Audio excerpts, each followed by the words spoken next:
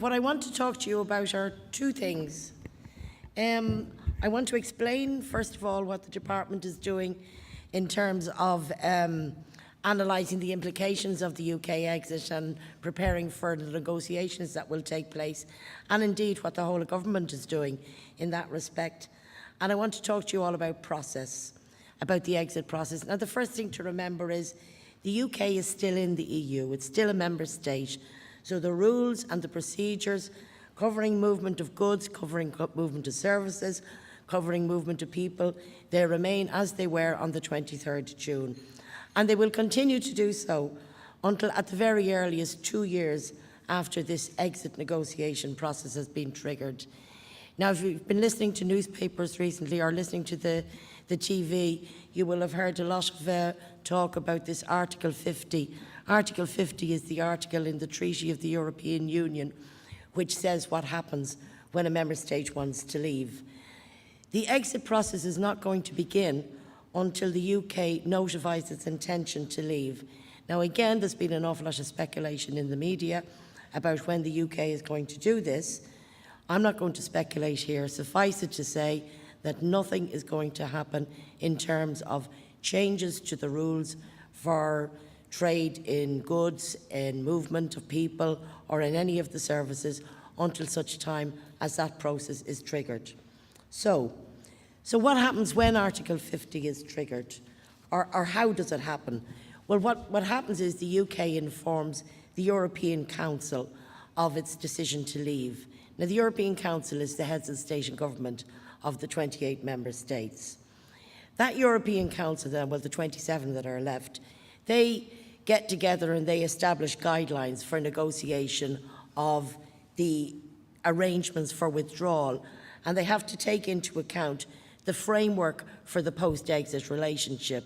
Now, this is important because not only are they negotiating, not only are they fixing the directives, if you like, the mandate for the conditions for withdrawal of the UK, they're fixing the conditions for the post-exit relationship. So this Article 50 then provides a 2-year period for negotiations, and that can be extended provided all 27 member states agree. And if the 27 member states agree at the end of the 2 years, or if it's extended at the end of when they decide they want to agree, that withdrawal decision is approved by qualified majority with the consent of the European Parliament. So you need all of the institutions of the EU involved. You have a qualified majority of the 27 member states voting and the consent of the European Parliament. And then you might say, well, that's all very well, but who's going to actually conduct these negotiations? So what the treaty again says is that the European Council establishes the guidelines for the exit. So it talks about agreeing negotiating directives, so that's a mandate for the negotiations, and appointing a negotiator. Now, in trade negotiations so far that I've been involved in, or in enlargement negotiations for the EU, it's always been the European Commission that has been the negotiator. So what happens is the European Commission gets a mandate from the Council, from the 28 member states, and they go off and they negotiate and they report back. Actually, the treaty says, quite interestingly, is that they don't mention that the Commission is the negotiator, so it may not be the Commission. But to be honest, there is nobody more competent to actually conduct the negotiations than the European Commission. They would have the expertise. But they do have to go back to the European Council, to the heads of state and government of the 27 member states that are left. They do have to go back and report their findings and get their agreement. Now, these negotiations are going to be so vast that you will probably have every preparatory committee in the EU, every council in the EU, like the Agriculture and Fisheries Council, like all of the other councils. They're all going to be involved. They're all going to be pushing their little bit into the sector. But be very clear, it will be the heads of state and government that will have the final decision and the final say. Now, I mentioned that the withdrawal negotiations are supposed to take into account the post-exit relationship. So there's actually an interesting line in Article 50 which says they have to take account of the framework for the future relationship with the Union. But that doesn't mean that they have to fix everything. So what we're actually envisaging in the negotiations is that there may actually be a separation between the arrangements for withdrawal of the UK from the EU and the finalisation of the arrangements for the future relationship that the UK has with the EU. And there could be a period, again, Aidan mentioned uncertainty, there could in fact, some years down the road, be another period of uncertainty when the UK has completed the withdrawal negotiations but hasn't finalised the new relationship with the EU. That is something I think that we will have to watch. And normally what the European Council does, the heads of state and government, is that they apply a fix or a bandage to ensure that there is no abrupt change, no cliff that we're going to fall off. And that may need to be the case in the event that these negotiations take a longer time to go. Other questions that have been asked is, well, can the UK just decide unilaterally to go?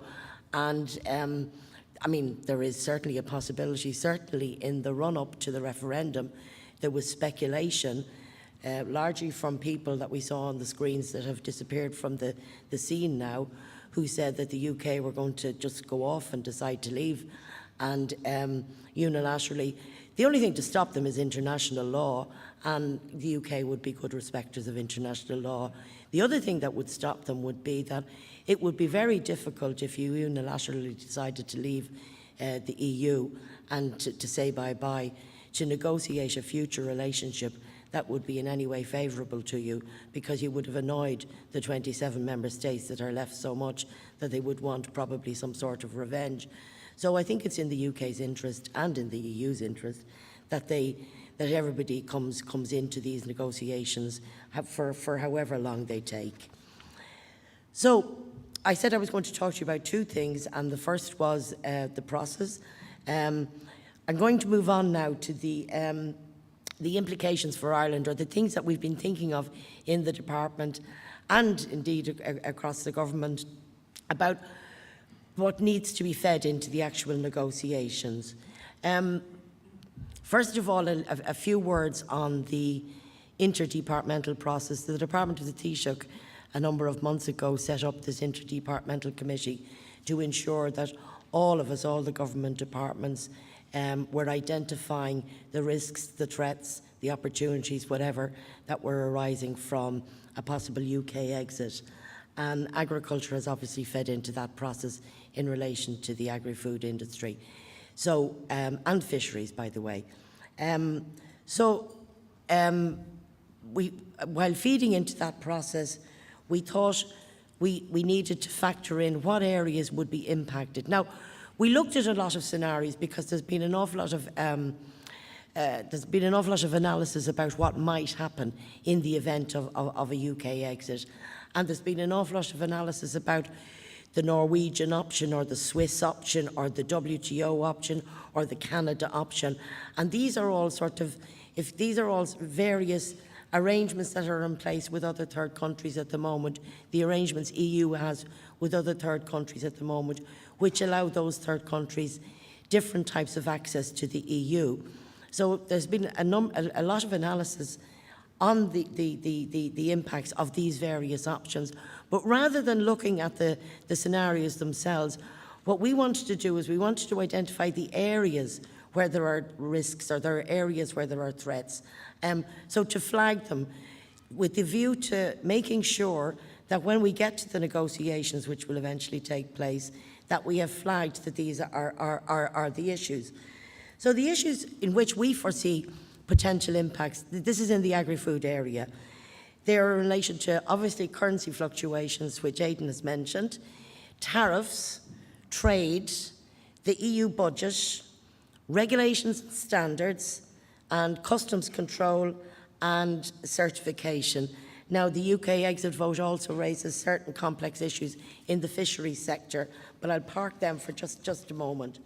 So by way of example, if you go back into the actual issues that I've mentioned, if you have potential differences in tariffs, at the end of the relationship if the UK when the UK leaves the EU.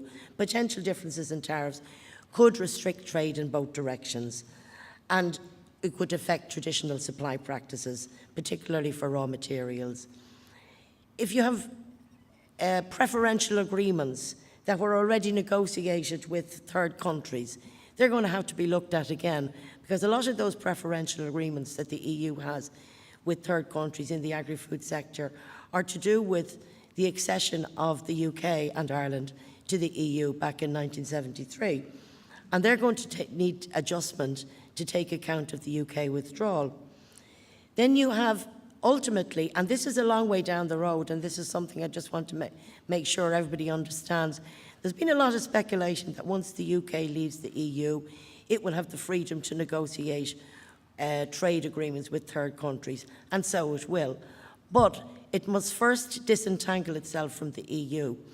The UK cannot go off, as of now, and negotiate a trade agreement with a third country because it's still bound by EU rules. It has no power to negotiate these agreements.